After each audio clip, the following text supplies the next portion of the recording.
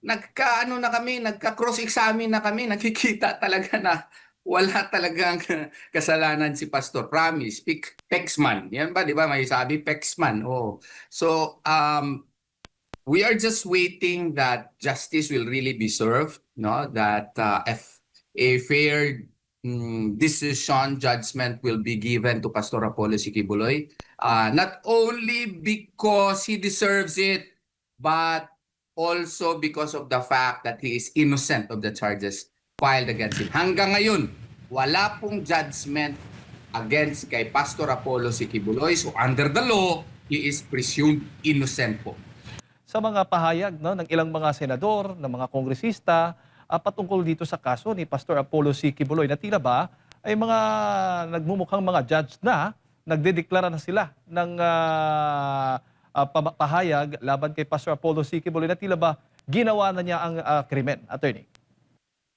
Yeah, this is very unfortunate. No, I would like to may address the remarks made by Senator Risa Hontiveros. No, na grabe yung mga declarations niya as if guilty na po si Pastor Apollo Sikibuloy. I would like to remind her that as a legislator, she is a senator and therefore she should be circumspect in her words. No. Hindi pa po guilty si Pastor Apollo Sikibuloy. Wala pong korte na nagsasabi na guilty po siya sa human trafficking. But if you will read her declaration sa kanyang Facebook post, marami na daw mga babae na traffic ni Pastor Apollo Sikibuloy. Sa amin yan sa mga Muslim, astagfirullah. Grabe naman makadesisyon itong tao na ito. Grabe makajudge, no? Wala pa pong court decision and all persons know, all law students know that each and every person is entitled to presumption of innocence. May kasabihan nga, strike, but hear me first, no? Grabe, olden times pa yan na prinsipyo na yan. I hope that this presidential cellar dweller, no, na si Senator Risa Hontiveros would be reminded of her oath of office, no, na maging circumspect sa kaniyang words. Kasi baka madala yung mga tao, kaya nga dyan sa NCR, medyo lamang pa rin tayo, pero marami na ring, what you call this, na naka-judge na kay Pastor dahil sa mga declarations niya na as if guilty na si Pastor. Wag naman pong ganyan. Maling-mali po yan.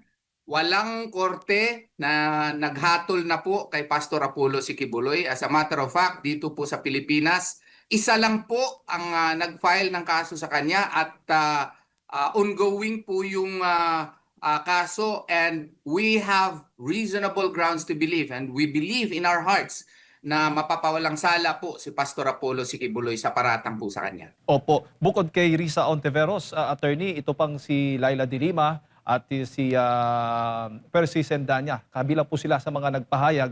Napapansin po natin doon sa kanilang mga pahayag, halos magkaparehong mga terminong ginagamit na kumbaga kailangan ng patahimikin, hindi na magpatuloy yung impluensya nitong si Pastor Apollo C. Quiboloy. At pare-pareho din yung kanilang mga pahayag na para tila bang guilty na si Pastor Apollo C. Quiboloy. Sa tingin po ninyo, attorney, ano ang posibleng kakaharapin? May pananagutan ba ang mga ganitong mga pahayag, lalo na yung mga opisyal mismo ng gobyerno ang nagsasalita?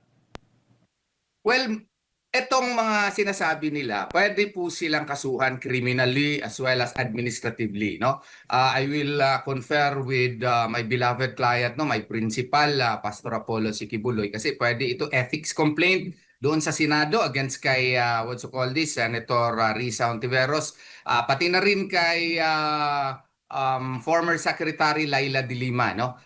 Yung isa naman, abogado ata yun eh. So posible din yung magiging ground for a disciplinary case, no? Why? This is simply because of the fact that Pastor Apollo Sikibuloy is the shepherd of more than 7 million members of the KOJC. He has a reputation to protect and uphold and to ascribe to him crimes which he has not committed, no? Is a grave crime also of libel, no? Cyber libel. And this is a, what you call this, an attack against his reputation and his character as a person. So may mga consequences po ito, criminal, civil, as well as administrative consequences. Opo, bilang gabay na rin sa mga manonood, sa media at maging doon po itong mga senador at kongresista po natin na nagbibigay ng pahayag, papaano ho ba dapat ang kanilang mga pananalita na ginagawa nang hindi po sila makakasuhan po ng libel o ano pang mga kaso po laban po sa kanila? They should at least try to be objective by presenting the actual facts to the people. No? Pwede nila sabihin, may mga paratang against kay Pastor Apollo Sikibuloy, pero wala pa pong desisyon ang korte. Ganun dapat ang pagkasabi. Katulad ko ba, mag-interview, maski ayoko na yung tao masyado, I try to restrain myself. No? Because I am a lawyer, I have responsibilities under the law, under the canons of professional responsibility. Kaya nga ito, si Senator De Lima, we respect her as a lawyer, no? Siya yung tumulong sa amin noon sa Maguindanao Massacre. Close ako niyan, no? Kaya nga nagtataka ako bakit ngayon masyadong reckless na yung mga pronouncements po niya, especially against kay Pastor Apollo Sikibuloy. Alam mo si Senator De Lima, sa totoo lang nung senatorial elections, ako pa ang nilalapitan niya noon para makalapit kay Pastor Apollo Sikibuloy, para magkaroon siya ng what you call this, ng audience kay Pastor Apollo Sikibuloy. Nag-aalanganin ako kasi nga po, alam ko na nandun siya sa kabilang kampo. Pero kasi kaibigan kami doon sa Maguindanao Massacre, tinulungan talaga niya kami sa prosecution kami noon. Lawyer din ako sa isang state witness. Well, maski na alam ko na nasa kabilang kampo siya kasi kasama kami, nilapitan ko si Pastor At si Pastor, maski alam niya na nasa kabilang kampo siya, Pastor is a very good person and accommodated her. For the record yan. And never siya nag-judge against kay Senator Laila De Lima, maski na grabe na yung mga atake sa kanya. Din ako ng Coriaso Law School noon. Siya din ay aking ginawang guest speaker twice. Twice, 2 beses. So, the fact alone na maski na nasa kabilang kampo siya, in-entertain siya si Pastor Apollo Sikibuloy. Ganyan si Pastor Apollo Sikibuloy, kabait na tao. Tapos ngayon, maski paratang lang yung mga ginagawa against kay Pastor Apollo Sikibuloy sa mga taong galit sa kanya. May mga acts to grind against him. She would outrightly declare him to be guilty. Maling-mali po yun, ma'am. Sasabihan talaga kita, ma'am. Sobra naman yan. Huwag mo naman gawain yan kay Pastor Apollo Sikibuloy. Wala naman siyang ginawang masama po sa inyo. Ito namang isang Sir Danya ba yan? Ano ba yan? Percy Sendanya. Percy, yung ganun ba yun? Opo. So, yung ganun. Gayang-gaya po yun. Tama po yan. Siya po yun. Yung ganun lagi. Huwag naman masyadong, sir, masyadong judgmental kasi may mga karma po yan. Baka ganun, mabaliktad yan sa balik. Hindi mo alam, no? So, dahan-dahan naman because as public personalities, we have responsibilities under the law. Kung medyo pangit tayo, dapat dahan-dahan tayo sa ating mga yung mga declarations natin. Hindi lang yan magkakaroon ng karma. Pwede pa silang kasuhan, no? Pwede silang kasuhan ng cyber libel kasi nga may presumption of innocence Lahat naman ng mga abogado, law students, alam niyan, no? Pwede silang kasuhan administratively kung congressman sila, congressperson sila. Pwede silang kasuhan doon sa ethics committee. Alam namin mahihirapan kami sa probable cause. Malay mo, 2016 na ngayon, maski i-dismiss nila doon sa DOJ, mag-MR kami. So 2017 na. Tapos i-dismiss pa rin sa DOJ by 2017. Aakyat pala kami sa Court of Appeals. Buhay pa yun sa Court of Appeals. Baka sa 2018. Bigla na lang meron ng resolution. Magkaroon na kayo ng warrant of arrest in 2028. Alam mo, ang buhay, weather na parang gulong yan So, dapat calculated pa rin yung ating mga declaration sana. Yung Opo. hindi sana nakakasira ng reputation at hindi rin nakakasakit ng puso ng 7 million members ni Pastor. Opo. At hindi lamang ito sa mga senador, sa mga kongresista, maging media man o vlogger, attorney o kahit sino man na nagsasabi, nagpapahayag po ng same thing na itong statement po ng mga senador, gagayahin po nila, ay may pananagutan po sa ating batas.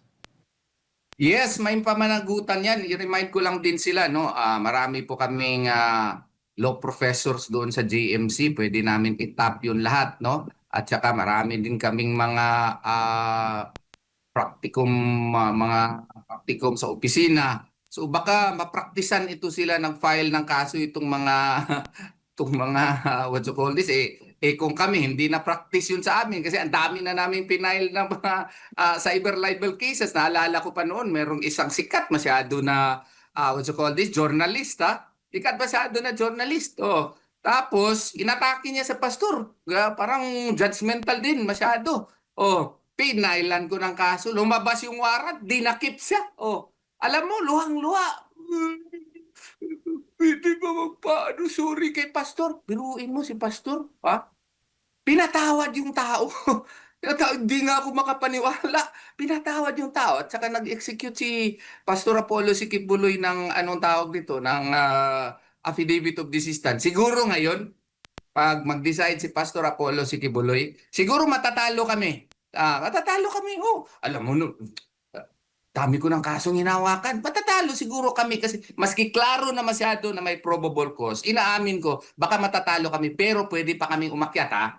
Pwede kaming umakyat and then pag nandun yan sa Court of Appeals, baka makatsamba kami na may mga ano doon, mga justices doon na objective na, oo nga naman, bakit niyo naman sinasabi na grabe naman itong paratang na ito? Human trafficker of many girls, mga women. Oh, grabe naman ito. Oh, at magsabi na, oh sige, i-file yung kaso na yan. Eh di magkawaran to pares kayo. By that time, 2028 na. Dahan-dahan kayong mga vlogger naman dyan. Oo. Pag wala kayo ebidensya, dahan-dahan para lang, oh, wag naman na, para lang magka-content, sumasakay kayo dyan sa presidential cellar dweller, no? Na si Senator Risa Hontiveros. Wala po tayong personalan, ha, pero totoo naman halos hindi nga magkaroon ng 1% yan sa mga survey. So siguro ginagawa niya ito para lang o aakyat siya, aakyat doon sa survey. Huwag naman gawin yun at the expense of my client, no? Mahal namin si Pastor Apollo Sikibuloy maski anong pang mangyari, no? Diyan po kami sa kanya and we will continue to defend him kasi alam namin walang kasalanan si Pastor Apollo Sikibuloy. Opo. Attorney, bago ko lang ipasa kay partner Admar, alam naman po natin na hanggat hindi pa pinal yung hatol, no, ng korte. Until na, wala pang hatol nga. Siguro mga 6 na taon na nakakaraan o higit pa itong kaso na ito. Nagpapakita ho ba ito, attorney, na talagang baga wala pang matibay na ebidensya laban po kay Pastor Kibuloy? Wala talagang matibay na ebidensya, no? I could not just explain to you the merits, no? Pero nagka-ano na kami, nagka-cross-examine na kami, nakikita talaga na wala talagang kasalanan si Pastor. Promise, Pexman. Yan ba, di ba? May sabi, Pexman. Oh. So, we are just waiting that justice will really be served, no? That if a fair decision, judgment will be given to Pastor Apollo Sikibuloy. Not only because he deserves it, but also because of the fact that he is innocent of the charges filed against him. Hanggang ngayon, wala pong judgment against kay Pastor Apollo Sikibuloy. So under the law, he is presumed innocent po. Attorney, Mayong Buntag, si Admar po ito. Kung pagbabasehan po natin, yung kanilang mga pahayag, no, quote-unquote, dapat nang wakasan ng kanyang impluensya. Yung isa, sabi niya, quote-unquote, wala na siyang dapat matirang kahit katiting na impluensya dito sa Pilipinas. Yung isa naman po, yung dinidescribe niyo kaninang ngiwi, sabi naman niya, his immense political influence, mga ganun, halos magkakapare sila sa termino nga, sabi nga ni partner Jade, na impluensya. Sila ba ay para talaga dito sa hinahangad na hostisya? O para sa political interest nila, attorney? Parang politika talaga eh. Hindi lang parang politika talaga yan siya, Sir Admar. Kasi siguro affected sila sa political influence ni Pastor, no? Kasi yung mga declarations nila pare-pareho.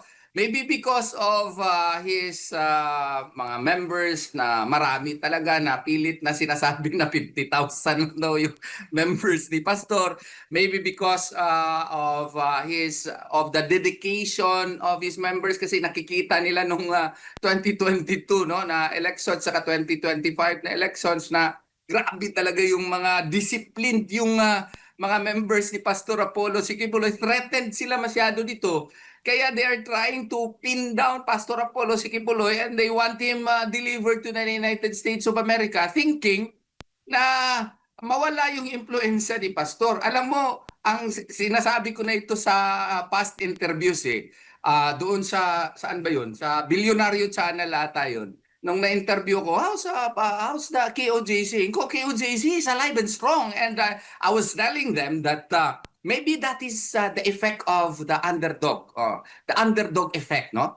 Underdog phenomenon. I told them that there are massive baptismal ceremonies that are being conducted, and if you go and watch their what you call these celebrations and masses, no, you would experience a throng of people still are present there and growing. So, yun nga ang sinasabi ko, because of this phenomenon, no, na dumadami pa, no, they are affected and they are, worried that in 2028, this might take a toll against them. And that is why they are doing anything and everything to pin down Pastor Apollo Sikibuloy. Maling-mali po kayo dyan. No? Maling-mali kayo. Ang ginagawa ninyo ay baka baliktad ang mangyayari at yung mga members niya magiging fired up to work. Anything and everything for the advancement of the interest, not only for Pastor Apollo Sikibuloy, but for KOJC and the nation in general, for the country in general. Ganitong klaseng leader po ba yung kailangan ng Pilipinas attorney na nanumpa sila? Considering mga mambabatas to gumagawa ng batas, nanumpa na itataguyod yung konstitusyon, yung ating saligang batas. Pero ang sinasabi ng saligang batas na mayroong due process talaga, no?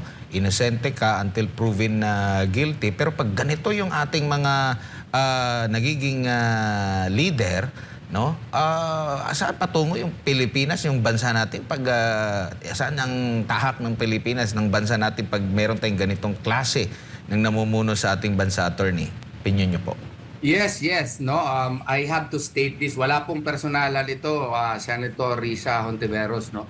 By the way you are acting, no, sa tingin ko po, you are not a good leader, no. Why? Because you are not capable of objectivity. Sana you must be a person who can unite, not divide. What you're doing is you are furthering the political divide in our country, no. Pastor Apollo Sikibuloy, alam ko grabe ngang basing sa akin kahapon nandun ako may meeting ako dun sa may Makati, may trial sana ako.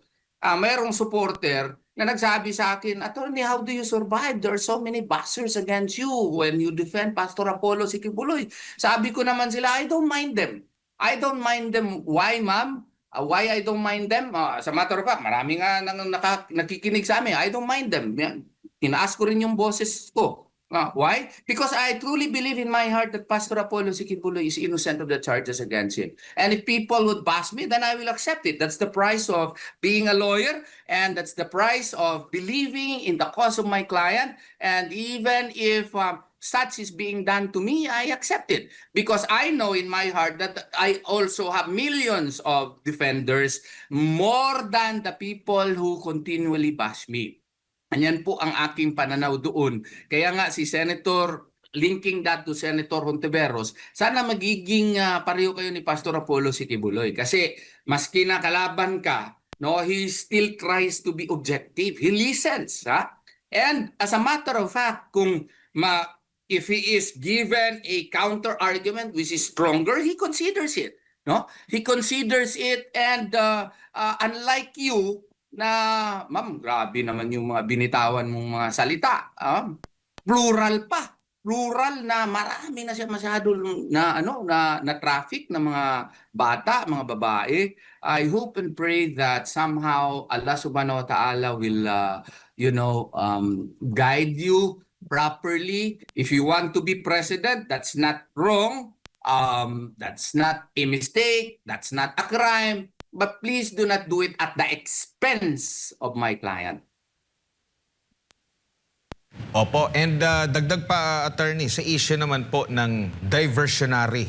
Mayroon ka bang napapansin na pang-divert ka or nagkataon lang ba? Kasi itong mga naging maingay ngayon dito sa social media, ito rin yung nasa likod ng impeachment eh.